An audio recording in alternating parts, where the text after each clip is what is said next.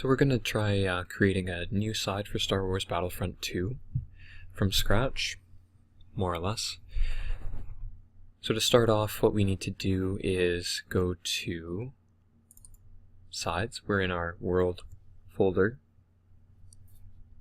And we go to Sides. We've already got the default turret side in here. What we're going to do is create a new folder, and we'll call it whatever we want. Our side's going to be JDI. And we'll go in there. So sides are broken up into a bunch of different categories for the files that are involved in setting up a side. I'll create those folders right now really quickly and touch on what they do a little later. So to start off, we make a mesh folder, then an ODF folder, REQ, munged, and effects. Okay, so those are all the folders we need.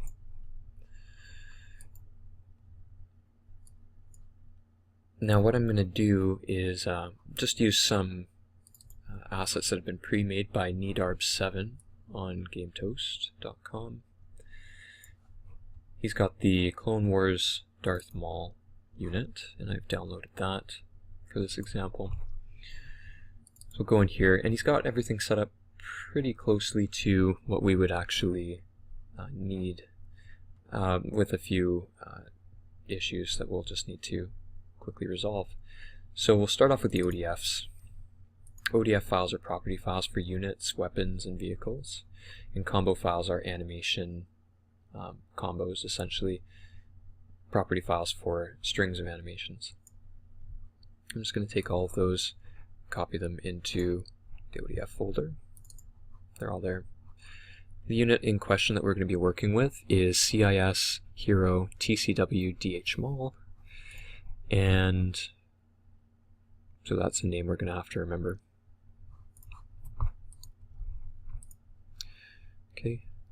Next, we're going to copy the mesh content over, so let's go back here, go into the meshes folder, and we can just take all of this, pop it in there, and we're done. So these meshes will get referenced in ODF, so that Darth Maul character mesh is referenced by the character ODF, as well as the saber model will be in there. Okay. Next,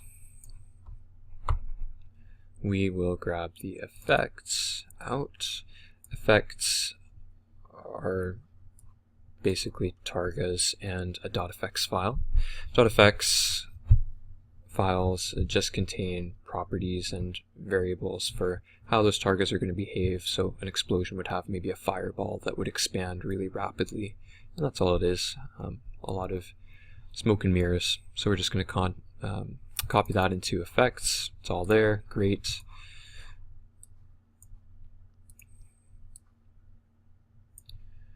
And animation. So we've got two different options here that nedarb7 has given us. There's the munged and the pre-munged. So we're not going to get concerned with the pre-munged, because what these are basically raw animations for individual attack moves that the character has. We don't need that because we're not going to be compiling our own. You would use this if you wanted to create your own custom animation set, but we're not doing that in this tutorial. Darth Duck has a really good tutorial on that on the GameToast.com forums. We want the munged folder. So in here we've got the pre-compiled files. That animation set from here has been already munged, already compiled into these files. So we just take all of these, and yes, they all have to stay together, put them in the munged folder for our side, so they're all present now. So these get referenced in the character's ODF right here. Animation name is the name of the animation bank files. Right? So we've got everything, but you may have noticed we haven't touched the rec folder yet. We're going to do that right now before heading any further, because it's very important. I'm just going to copy a rec file from the turret side. Copy, and paste. We need to rename it. This is very important. It has to be the same name as the ODF. So in our case, that would be CIS hero tcwdh mall.rec. I'm going to open that up here.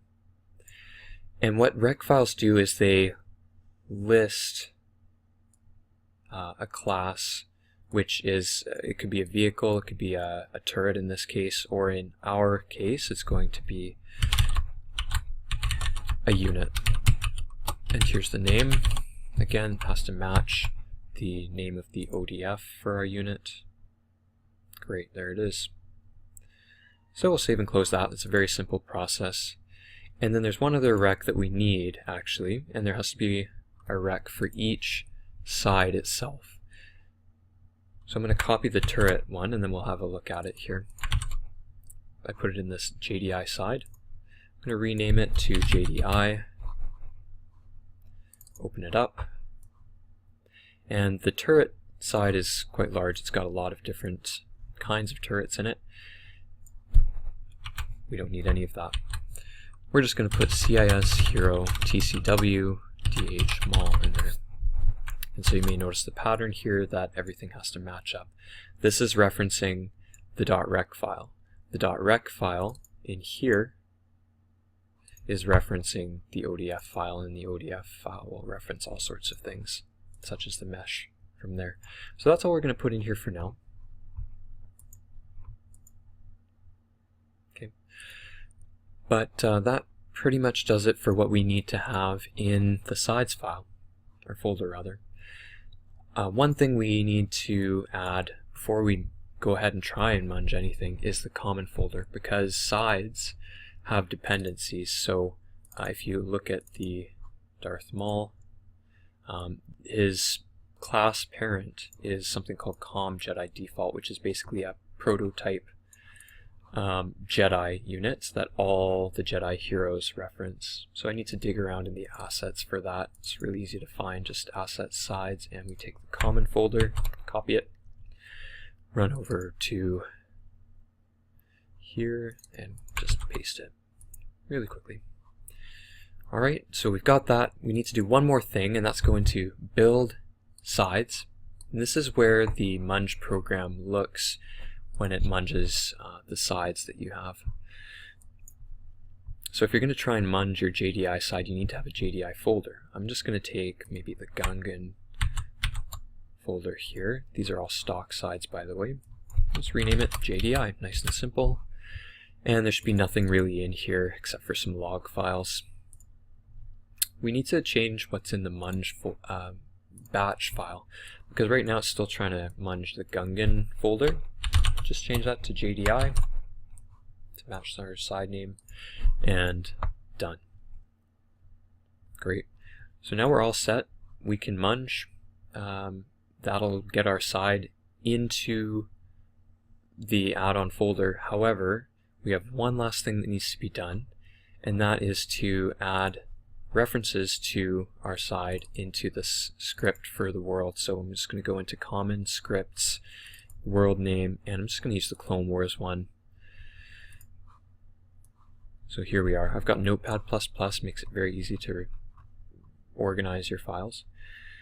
So we see here that we've got read data file side. This is the stock side folder for Battlefront 2, and it's just loading the stock Republic file as well as the CIS and turret, which we really don't need, but we'll just leave it there. Okay, so we need to add one read data file for side JDI.level. Before we head any further here, it's important to note that whenever you make changes to any side, whether it's your own custom side or say you're changing something in the CIS side, you need to add DC : before the side reference. And what this does is it changes the directory that the game looks for the level file from the stock side folder, which is in game data, and changes it to your mod or add-on folder, so it'll look in this case, the ASA mod folder. Okay, so we've done that. Now we just need to load up our guy. So that's CIS hero TCWDH mall. Boom. Just like that. He's loaded in, so now he's accessible.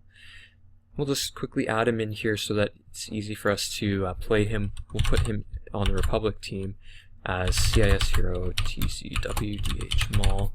So now the first unit for the Republic team is going to be our Clone Wars Darth Maul. Alright. So I'm just going to close that, and we'll head back to here, build, and give everything a munge, all the sides, because we need to get common in there as well.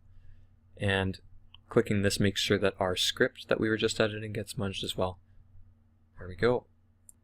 Alright, so I just really quickly skipped over the process there since it was going to take up some valuable recording time. Alright, so we've got the all done message.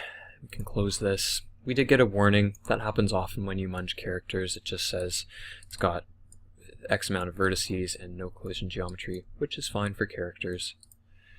As long as it's just a warning and not an actual error, we're fine. Okay, so we can close that. And let's give this a test. I'm just going to use the mod tool test environment because it's nice and quick. Alright, instant action. And just open this up here. This is my test map for various purposes. Hey, look at that. Alright, so let's just select Republic. Now, you're going to get a funny name here. That's just because you haven't localized the unit. So right now we have that ODF reference. We have, you know, the rec files and everything. But the game has absolutely no way of knowing what it's actually called, the unit. So it just prints the name of the file, the ODF file, and it looks kind of ugly.